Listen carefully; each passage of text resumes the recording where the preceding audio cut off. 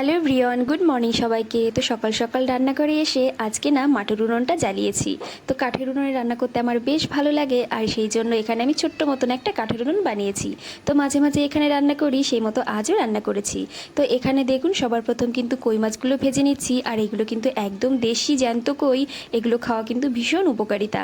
তো যাই হোক, দেশি কই কিন্তু একটু ছোটো ছোটোই হয়। তো সবার প্রথম মাছ ভেজে তুলে রেখে ওই তেলের ভেতরে গোটা জিরে রাঁধুনি ফোড়ন দিয়ে এরপর কেটে রাখা আলু আর শিমটাকে লবণ আর হলুদ দিয়ে বেশ ভালো করে ভেজে নিতে হবে।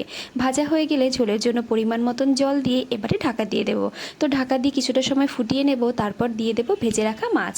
তো মাছ দিয়ে আবারও ঢাকা দিয়ে কিছুটা সময় রান্না করে নামানোর আগে জিরের গুঁড়ো দিয়ে এই যে তরকারিটা নামিয়ে নিয়েছি। তো এরপর আমি এখানে ভেজে নিচ্ছি আলু, গাজর আর একই সঙ্গে কিছুটা বরবটি দিয়ে লবণ, হলুদ আর পেঁয়াজ কুচি দিয়ে কিন্তু বেশ ভালো করে ভেজে নিতে হবে। তো দেখতেই পাচ্ছেন মাটির উনুনে কিন্তু রান্নাবান্না ভীষণ তাড়াতাড়ি হয়ে যায়, আর খেতেও কিন্তু দারুণ লাগে। আমি মাঝে মাঝে এখানে রান্না করি, কারণ এখানে রান্না করতে আমার বেশ ভালো লাগে। তো দেখুন রান্নাবান্না হয়ে গেছে, এরপর কিন্তু শিনুকে আমি ঝটপট করে এই যে খাইয়ে দেবো। তো এখানে আপনাদের দাদাভাই একটু ডান্স করছিল পিছনে, দেখতেই পাচ্ছেন। তো যাই হোক, শিনুকে খাওয়াতে না আমার বেশ অনেকটা সময় লাগে, ওকে আবার স্কুলেও পাঠাতে হবে, সেই জন্য কিন্তু ঝটপট করে একটু খাওয়ানোর চেষ্টা করছি। তো দেখুন মুখের ভিতর রেখে কেমন করে ফুলিয়ে রেখেছে মুখটা। তো অনেকটা সময় ধরে খাইয়ে তারপরে স্নান করিয়ে কিন্তু রেডি করে দিয়েছি। এরপর শিনু সবাইকে চুমু দিয়ে প্রণাম করে এবারে যাচ্ছে স্কুলে। তো শিনু স্কুলে যাওয়ার পর আমার এখন স্নান ধিনান রয়েছে, তো চলুন পরে আবার শেয়ার করছি।